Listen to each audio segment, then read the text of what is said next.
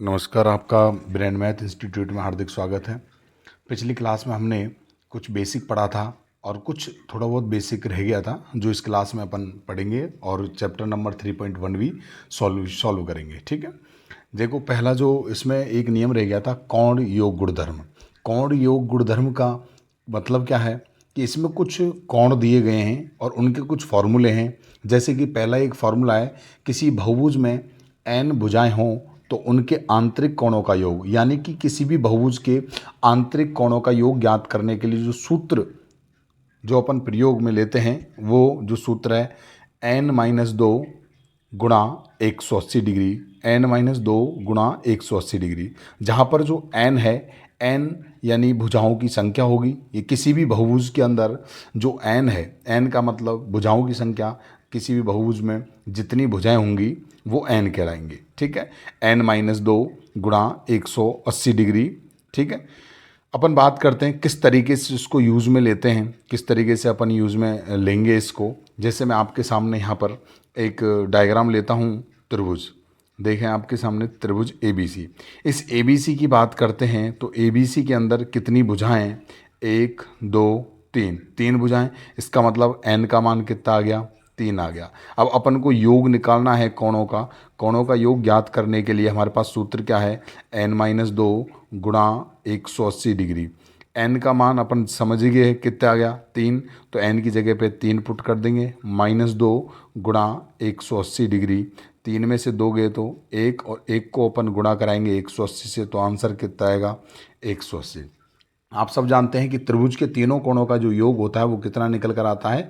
180 degree. इसी प्रकार अपन क्या कर सकते हैं, किसी भी बहुभुज का, त्रिभुज के अलावा आप चतुर्भुज ले लो, पंचभुज ले लो, षष्ठभुज ले लो, उस सारी अपन सभी की भुजाओं, सभी बहुभुजों की जो योग है कोणों का वो अपन निकाल सकते हैं। किसके उसकी जो भुजाएं हैं उनको लिखकर अपन ये फॉर्मूला लगाकर सारे अपन योग निकाल सकते हैं। ठीक है, नेक्स्ट अपन आगे वाले फॉर्मूले की बात करते हैं। तो देखो बहुभुज के प्रत्येक कोण का मान, यानी कि अपन को पता है कि इसमें प्रत्येक कोण, जैसे त्रिभुज है, इस त्रिभुज के प्रत्येक कोण का मान अपन को निकालना है।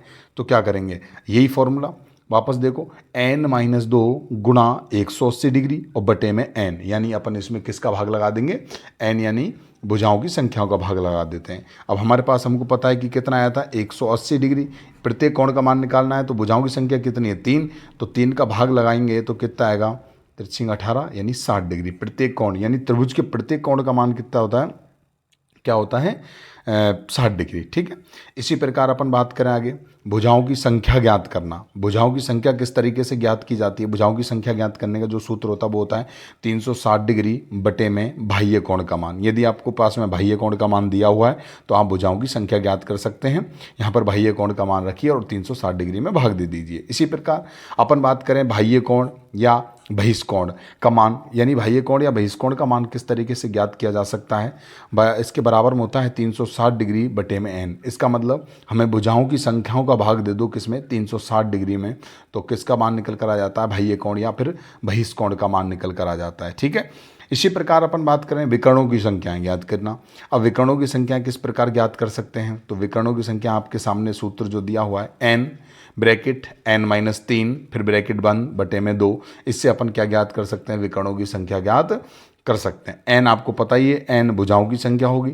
ठीक है, जैसे अपन बात करते हैं चतुर्भुज ले लो, चतुर्भुज में भुजाओं की संख्या 1 2 3 4 हो गई, यानी n का मान कितना हो गया? 4। विकर्णों की संख्या आपके सामने निकाल के देखते हैं तो 4 और 4-3 और बटे में 2।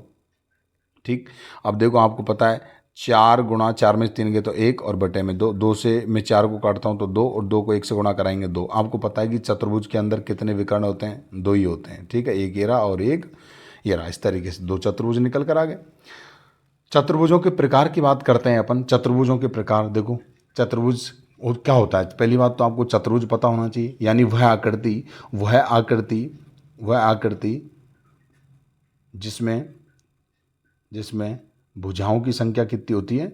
भुजाओं की संख्या 4 होती है, 4 होती है। इसका मतलब यानी जो 4 भुजाओं से मिलकर जो आकृति बनती है वो क्या कहलाता है? चतुर्भुज कहलाता है।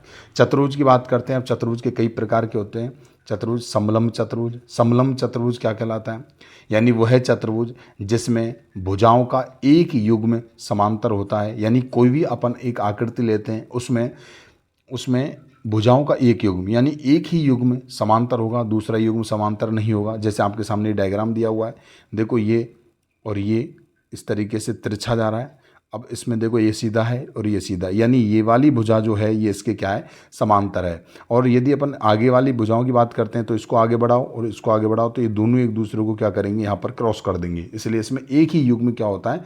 समांतर होता है। इसमें देखो ये वाली भुजा और ये वाली भुजा दोनों क्या हैं? समांतर हैं, बाकी ये दोनों भुजाएं समांतर नहीं हैं। ऐसे चतुर्भुज क्या कहलाता है? समलम चतुर्भुज। यानी जिसमें सिर्फ जिसमें एक ही भुजाओं का युग्म एक ही युग्म समांतर होता है, वो समलम चतुर्भुज कहलाता है। ठीक है। पतंग चतुर्भुज की बात करते हैं तो पतंग चतुर्भुज क्या होता है? इसमें भी 4 भुजाएं होती हैं तथा इसमें अलग अलग आसन्न भुजाओं के 2 युग्म होते हैं जिनकी लंबाई क्या होती है? बराबर। जिस तरीके से आपको इसमें दिया हुआ है, एक पतंग शेप में दिया हुआ है, इसमें ये वाली भुजा दोनों बराबर हो जाएंगी, ये वाली भुजाएं दोनों बराबर हो जाएंगी। आगे बात समझ में, ये पतंग चतुर्भुज कहलाता है। इसमें 4 भुजाएं होती हैं तथा इसमें दो आसन भुजाएं के 2 युग्म होते हैं जिनकी लंबाई क्या होती है? बराबर होती है। ठीक है, आपके सामने दिखाई दे रहा होगा ये। समांतर चतुर्भुज की बात करते हैं। समांतर चतुर्भुज यह एक चतुर्भुज होता है, इसकी सम्मुख भुजाएं समांतर होती हैं। जैसे मैं आपको बात बताऊं, समांतर चतुर्भुज में देखो आमने सामने की जो भुजाएं वो समांतर कहलाएंगी। यानी देखो ये वाली भुजा इसके समांतर हो गई, ये वाली भुजा इसके समांतर हो गई। इसके कई उदाहरण हैं। जैसे अपन बात करते हैं, आयत ले लेते हैं और वर्ग ले लेते हैं। ये सारे के सारे क्या हैं? एक समांतर चतुर्भुज में। ठीक है, उम्मीद करता हूँ ये सारी चीज़ें आप लोगों के समझ में आ गई होंगी। और ये सूत्र आपको याद करने ही पड़ेंगे, क्योंकि ये सूत्र जैसे ही अपन याद करेंगे तो सारे मान अपन निकाल सकते हैं जो आपके आगे आने वाले जो चैप्टर है उसमें यूज़ में आएंगे। ठीक है, अब अपन स्टार्ट करते हैं 3.1। देखिए आपके सामने जो 3.1 यानी कि चैप्टर नंबर 3.1 की बात करते हैं, उसमें पहला ही प्रश्न आपको दिया गया है। कुछ आकृतियां दे रखी हैं आपके सामने। इन आकृतियों में आपको बताना है कि कौन कौन सी आकृतियां साधारण वक्र हैं, कौन कौन सी साधारण बंद वक्र हैं, कौन कौन सी बहुभुज हैं और कौन कौन सी उत्तल बहुभुज हैं और कौन अवतल बहुभुज है। मैंने आपको पिछली क्लास में सारी चीज़ बता रखी है। साधारण वक्र किसे कहते हैं, साधारण बंद वक्र किसे कहते हैं, उत्तल क्या होता है, अवतल क्या होता है, समबहुभुज क्या होता है, बहुभुज क्या होता है।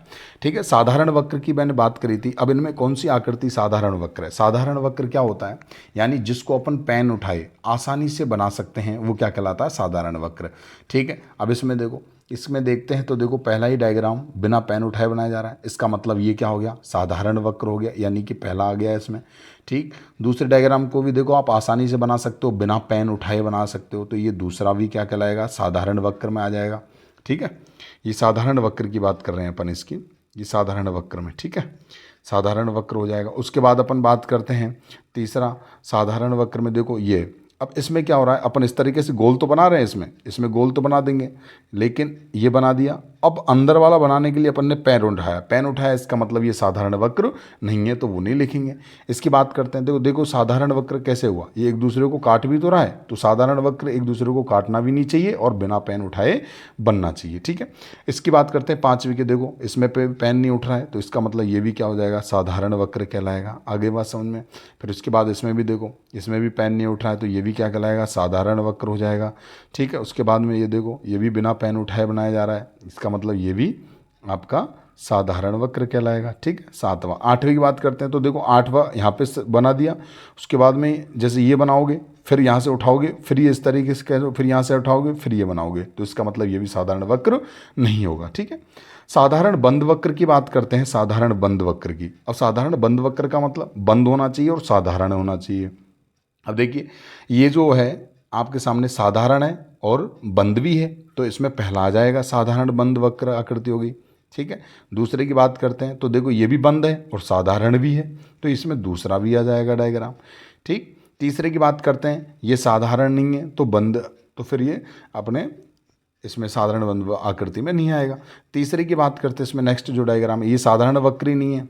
ठीक है, ये अपन देखो साधारण भी और बंद भी है, इसका मतलब ये 5th भी आ जाएगा। फिर ये भी देखो साधारण भी और बंद भी है, इसका मतलब ये 6ठा भी इसमें आ जाएगा। और ये भी देखो साधारण है और बंद भी है, इसका मतलब 7वां भी इसमें आ जाएगा। ये तो खैर साधारण है ही नहीं है। बहुभुज की बात करते हैं तो बहुभुज मैंने आपको बताया था कि बहुभुज वह आकृति होती है जो कि रेखाखंड से मिलकर बनती है। किससे बनती है? रेखाखंड से। अब देखो रेखाखंड की बात करें, रेखाखंड देखो, ये भी रेखाखंड है, ये भी रेखाखंड है, और ये भी रेखाखंड है, और ये भी रेखाखंड है। इसका मतलब ये क्या कहलाएगा? बहुभुज कहलाएगा। बहुभुज में आ गया। दूसरे की बात करते हैं तो ये भी रेखाखंडों से मिलकर बन रहा है, तो ये भी देखो रेखाखंड हो गया, वो बहुभुज हो गया। अपन इसकी बात करते हैं तो देखो ये तो रेखाखंड से बन ही नहीं रहा है, इसका मतलब ये नहीं है। और इसकी बात करते हैं अपन, बहुभुज की बात करें तो देखो ये क्या है, मैंने क्या कहा था, जो आकृति रेखाखंड से मिलकर बनती है वो क्या कहलाती है? बहुभुज कहलाती है। अब इसके अंदर अपन बात करें तो ये आकृति बहुभुज है। क्यों है? क्योंकि रेखाखंडों से मिलकर बन रही है, तो ये बहुभुज में आ जाएगा। ठीक है। और बात करें, ये रेखाखंड से नहीं बन रहा है, ठीक है, नहीं आएगा। ये रेखाखंड से, देखो ये दो तो रेखाखंड है इसमें, लेकिन ये क्या हुआ, यहाँ से देखो घूम रहा है, ये टर्न नहीं होना चाहिए, ओनली रेखाखंड से मिलकर बनना चाहिए, तो ये भी रेखाखंड नहीं है, इसका मतलब ये बहुभुज नहीं होगा। इसमें देखो ये रेखाखंड है, ये रेखाखंड, लेकिन ये टर्न हो गया, तो इसका मतलब ये भी बहुभुज नहीं है। इसमें देखो ये रेखाखंड है, बाकी ये वृत्त बने हुए हैं, इसका मतलब ये भी बहुभुज नहीं। उत्तल बहुभुज की बात करें तो उत्तल बहुभुज मैंने आपको पिछली क्लास में पढ़ाया था कि उत्तल बहुभुज क्या होता है। उत्तल बहुभुज की बात करें यानी कि वह आकृति जिसका अपन विकर्ण खींचते हैं, वो विकर्ण उसके अभ्यंतर भाग में ही होंगे, बहिर्भाग में नहीं होते हैं, तो वो कौन से कहलाते हैं? उत्तल बहुभुज कहलाते हैं। अब इसकी बात करते हैं अपन, तो देखो ये तो अपन बाहर खींचेंगे तो ये तो बाहर चला जाएगा इसका विकर्ण, ठीक है, अंदर विकर्ण खींचने। इसकी बात करें, अपन बात करें, देखो ये तो यहाँ पर ये क्या आ जाएगा, देखो ये विकर्ण खिंच गया, ये अंदर विकर्ण खिंच रहा है इसमें, ठीक है, तो ये कौन सा हो जाएगा? अपना देखिए जो अपने रह गया था उत्तल बहुभुज की बात करते हैं। उत्तल बहुभुज आपके समझ में आ गया होगा, यानी कि उत्तल बहुभुज के अंदर क्या होता है, जो विकर्ण है वो ओनली कौन से भाग में उपस्थित होते हैं? अभ्यंतर भाग में, यानी अंदर। देखो इस डायग्राम के अंदर अंदर ही है विकर्ण, बाहर नहीं जा रहे हैं, इसका मतलब ये कौन सा कहलाएगा? उत्तल बहुभुज कहलाएगा। ठीक। अवतल की बात करते हैं तो अवतल बहुभुज क्या होता है? अवतल बहुभुज में मैंने आपको जस्ट बताया था कि अवतल बहुभुज के अंदर जो विकर्ण है वो बहिर्भाग में स्थित होगा, यानी कि इस डायग्राम के बाहर जो ये वाला भाग होता है इसको बहिर्भाग बोलते हैं अपन। ठीक है, ये विकर्ण जो खींचा अपन ने इस तरीके से, तो ये विकर्ण क्या हो गया? इस बहिर्भाग में स्थित है, इसका मतलब ये क्या कहलाएगा? अवतल बहुभुज कहलाएगा, है ना। उसके बाद बात करें समबहुभुज क्या होता है। समबहुभुज की बात करें तो जिसमें भुजाएं और कोण दोनों ही बराबर होते हैं, वो क्या कहलाता है? समबहुभुज कहलाता है। ठीक है।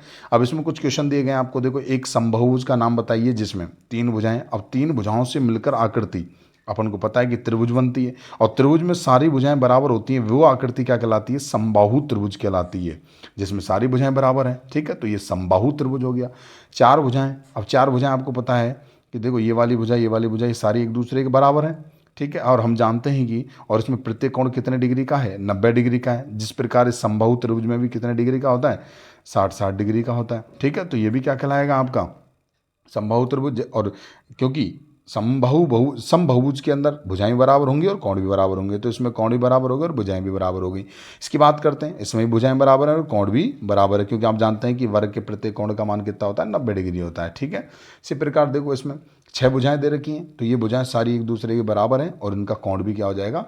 बराबर हो जाएगा। तो ये कौन सा बहुभुज कहलाएगा? समषढ़भुज कहलाएगा। ठीक है, बाकी मैंने आपको कोणों का योग निकालना सिखा दिया गया है। कोणों का प्रत्येक कोण का मान आप निकाल ही सकते हो, विकर्ण का मान निकाल ही सकते हो। तो इस प्रकार अपन ने ये जो चैप्टर है 3.1 कंप्लीट कर लिया है। उम्मीद करता हूँ सारी चीज़ आपको समझ में आ गई होगी। बाकी अपन नेक्स्ट जो चैप्टर है 3.2 अपन नेक्स्ट वीडियो में लेके आएंगे।